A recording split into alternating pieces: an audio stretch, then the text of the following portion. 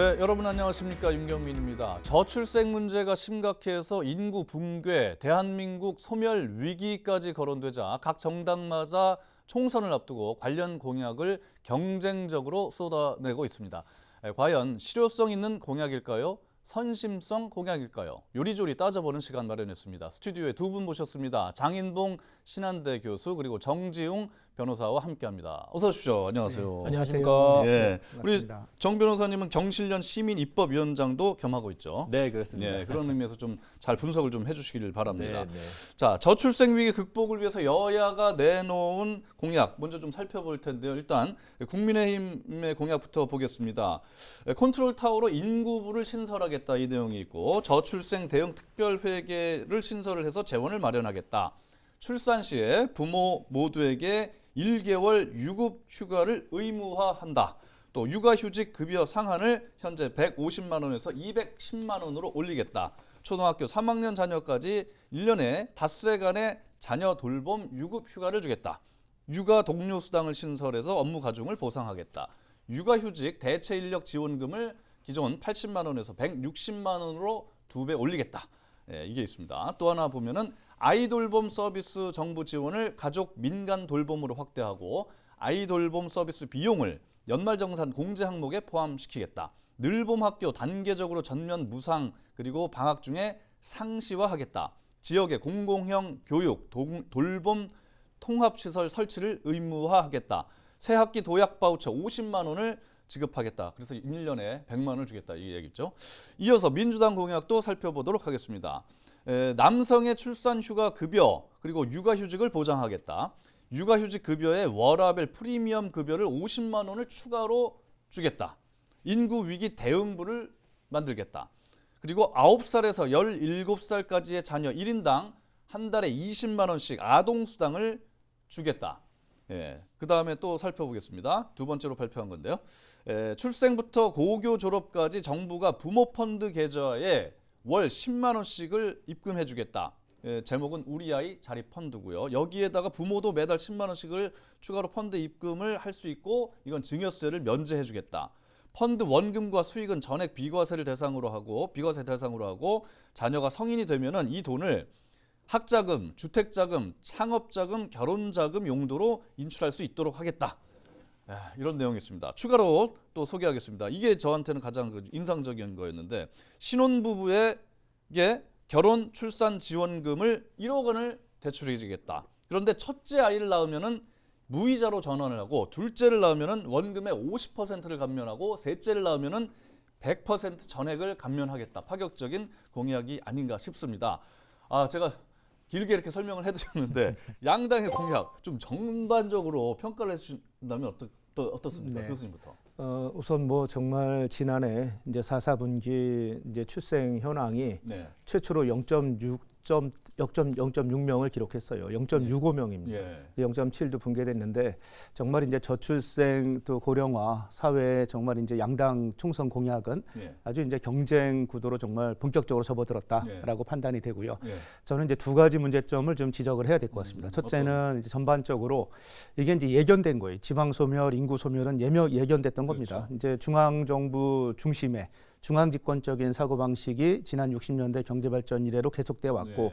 또 균형 발전이 아니라 불균형 성장 전략을 택했기 때문에 비수도권보다는 수도권 중심으로 또 지방보다는 사실은 어떤 면에서는 이제 도시 중심으로 또 수도권 중심으로 성장돼 온 그 결과이기 때문에 이제 와서 지방이 뭐 스스로 발전해라 상당히 어려운 얘기인 거죠. 예. 지방에게 그 정도의 권한과 재원을 충분히 줬다면 예. 지방 소멸이 이렇게 정말 급속도로 진행됐을까 하는 것에 대한 예. 우려가 있고 아직도 그럼에도 불구하고 중앙 정부는 중앙 정부가 주도하는 지방 소멸 문제 해결책을 예. 제시하고 있는 게 아닌가 예. 생각을 하고요.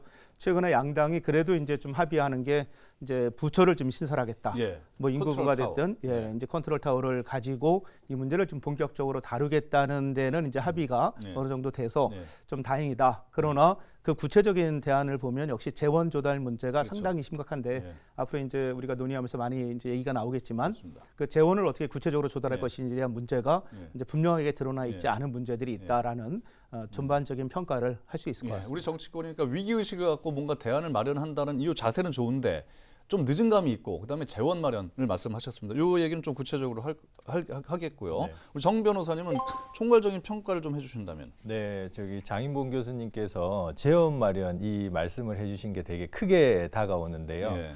이 저출생 문제에 대한 논의가 활발해지는 게 선거 때만 되면 이렇습니다. 선거 때 아닐 때는 좀 잠잠하거든요. 예. 그래서 선거 때 이런 공약들이 만들어지는 것이 보면은 예. 좀 이렇게 급조되는 느낌 이런 거 있습니다. 저도 과거에 그 국회에서 보좌관 생활을 좀 했었거든요. 그렇군요. 네네. 그래서 이게 보면은 책장에 실제 책이 꽂혀져 있지 않은데 뭐 네. 벽지같이 이렇게 싹 바르는 느낌 있지 않습니까? 예. 그런 느낌이라고 보여요. 네. 그래서 저출생 부분에 대한 제일 본질적인 부분을 우리가 따지자면 일자리하고 네. 주거하고 교육의 문제입니다. 근데 지금 나와 있는 그 공약들을 보면 그 부분에 대해서 어떤 본질적인 부분을 다루고 있지 않아요. 네. 뭐 돈을 뭐 얼마 주겠다, 네. 뭘 어떻게 하겠다, 약간 표피적이고 피상적인 이런 부분들만 나와 있거든요. 땜질식이다. 땜질식이라고 예, 보입니다. 그렇게 보시는군요. 예. 그래서 이런 부분 뭐 예를 들면 아까 전에도 말씀하셨지만 수도권 집중을 뭐 이렇게 집중이 강화됐다거나 어떻게 하면은 사교육을 좀 이렇게 좀 억제하고 공교육을 또 활성화시킬 거라든가 이런 부분에 대한 어떤 사회적 합의라든가 이런 본질적인 부분들이 빠져 있는 급조된 부분이다. 급조된. 이거를 이 본질을 좀 파악하고 들어가야 될 것 같습니다. 알겠습니다. 상당히 비판적입니다. 네. 좀 구체적으로 살펴보도록 하겠습니다. 민주당이 내놓은 공약 가운데 아까 저는 개인적으로 이 공약이 가장 눈길을 끌었다고 일단 말씀을 드렸는데 신혼부부한테 1억 원을 대출을 해주고 첫째를 낳으면 이자를 감면해주고 둘째를 낳으면 50% 원금을 안 갚아도 되게 해주고 셋째를 낳으면은 아예 100% 감면해주겠다. 굉장히 파격적이에요. 와, 근데 이거를 실제 인구 증가에 얼마나 도움이 될까? 약간 회의적인 시각도 있을 것 같고, 그 다음에 굉장히 뭐 좋은 거니까 이렇게 이거를 위해서 받기 위해서 셋째를 낳으려고 노력하는 우리 신혼부부들이 뭐 있을 수도 있겠는데 재원 마련 측면에서 상당히 걱정되는 모습도 많은 분들이 보이고 계시거든요. 우리 장 교수님 어떻게 평가하십니까? 네. 뭐 허경영 후보를 그냥 인구부 우리 장관으로 임명을 하면 네. 많은 문제가 해결되지 않을까 하는 사실은 이렇게 과거에 농담 우리가 섞인 허경영 그렇죠, 후보가 얘기도 있어요. 그러니까 황당 공약으로 그렇죠. 내놨던 게 이제 현실화된 거죠. 맞습니다. 2007년 대선 때 이제 잘 아시는 대로 출산수당 3천만 원, 또 네. 결혼수당 1억 원 주겠다. 그때는 정말 황당했죠. 왜냐하면 지방소멸, 인구소멸이 예측되지도 않은 시대였고 그렇죠.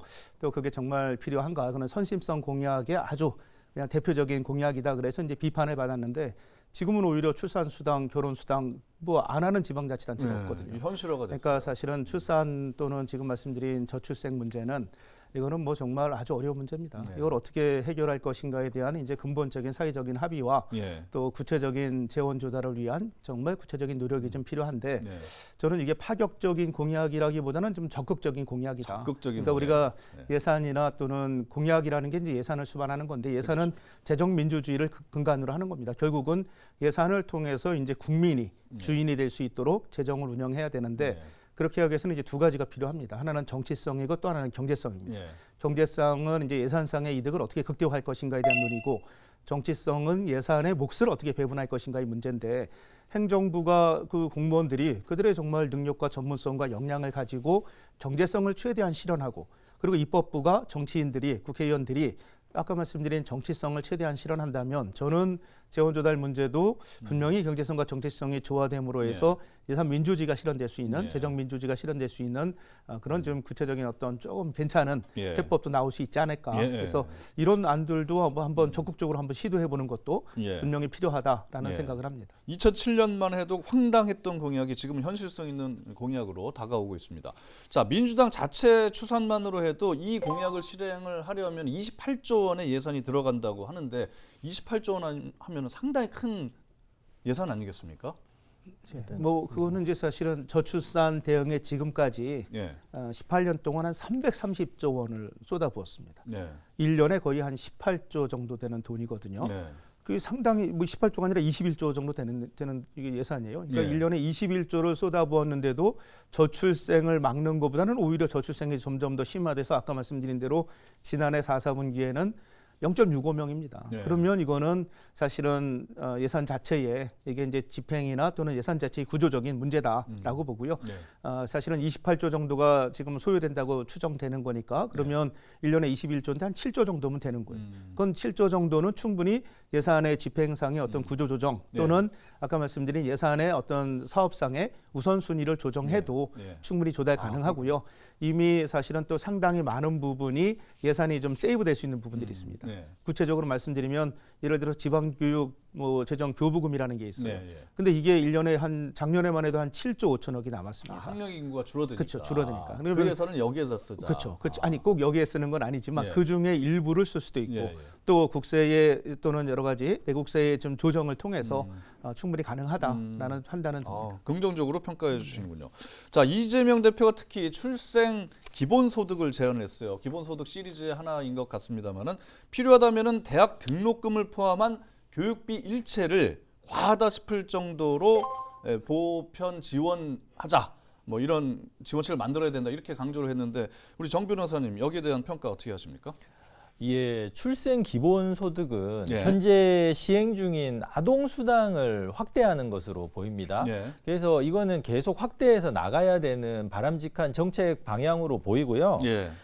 지금 우리나라가 초등학교, 중학교, 고등학교까지 이미 무상교육을 실시하고 있습니다.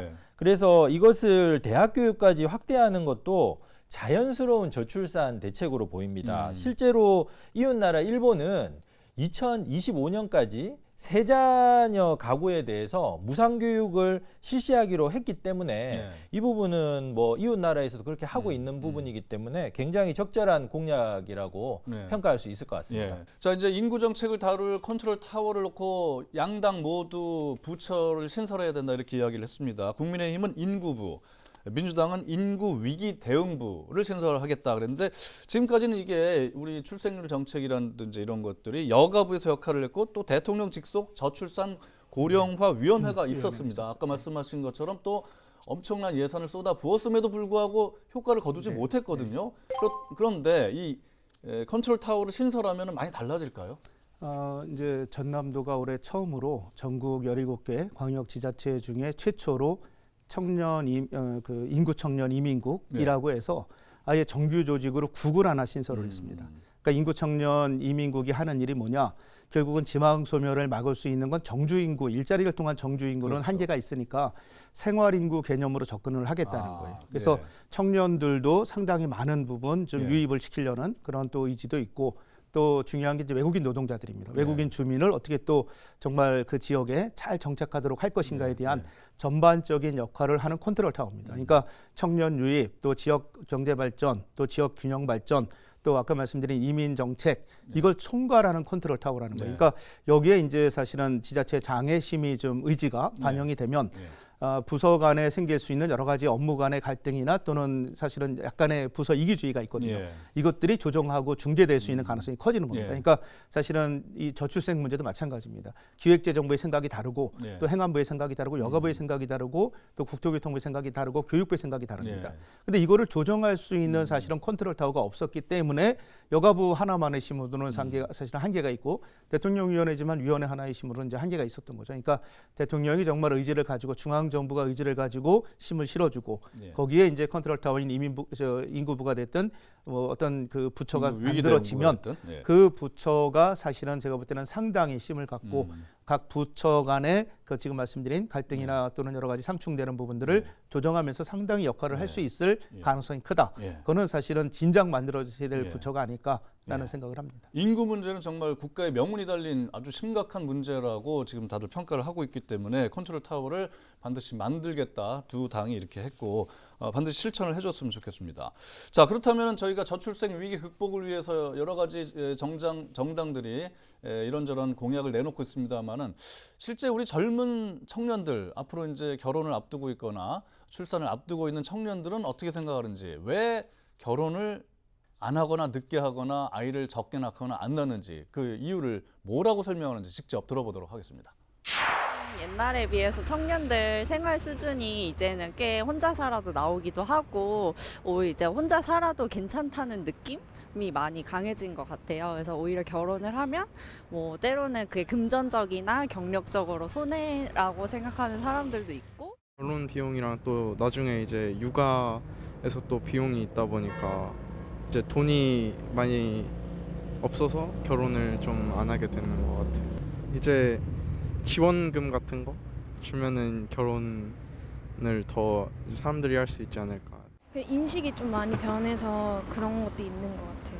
결혼을 굳이 하면 돈도 많이 들고 자기 시간도 없어지고 근데 또 결혼 생각 없었던 친구가 신혼부부 정책으로 인해서 아파트를 이렇게 마련해 준다는 것 때문에 결혼해야겠다고 마음을 변한 친구도 있더라고요. 그래서 그런 정책들이 도움도 되지 않을까. 결혼 준비하려면 아무래도 비용적인 부분이 제일 큰데 주거 비용이 가장 큰 것 같고요. 그렇게 목돈을 모으기까지 시간이 많이 걸리는 것 같고 그래서 그렇게 좀 무리하게 결혼을 하기보다는 그냥 혼자서 편하게 살겠다는 입장이 더 많은 것 같아요. 주거나 뭐 아이들 키우는 뭐 교육 관련돼서 혜택이 조금 더 많이 주어졌으면 좋을 것 같아요. 결혼해서 행복한 것 같지 않아요. 좀 자유롭고 싶어요. 비혼이세요? 혹시 결혼 안 하고? 네, 비혼주의자예요. 지금 인터뷰를 들어봤습니다만 젊은 세대들의 어떤 사회 의식 이게 좀 많이 변화한 것 같습니다. 결혼은 이제 필수가 아니라 선택이다. 비혼 아까 본인이 비혼주의자라고 직접 밝히기도 했습니다만 가장 문제점이 이제 주거 비용, 육아 비용, 무슨 교육 비용, 그다음에 이제 일을 제대로 할 수 없다 이런 이제 비용 문제가 가장 많이 제기가 되는 것 같아요. 그래서 이게 우리 여야가 내놓은 공약하고 젊은 세대들의 지금 들어본 어떤 의식 이런 거하고 교집합이 좀 있다고 보십니까? 저출생 문제를 이렇게 막 돈을 퍼줘가지고 이게 뭐 해결이 되겠냐 이렇게 비판하시는 분들 많지 네. 않습니까? 근데 외국의 사례를 보면요. 실제로 돈을 퍼주는 것이 네. 저출생 문제의 해결과 직접적인 관련이 있다는 데이터가 있습니다. 어느 나라가 그렇습니까? 예, 헝가리가 헝가리. 그런데요. 예. 작년 초죠. 그 저출산 고령사회위원회라는 정부 기관이 있습니다. 예. 그 위원장은 대통령이시고요. 네. 부위원장이 나경원 이제 전 의원이셨는데, 우리 국내에. 예, 국내에. 예.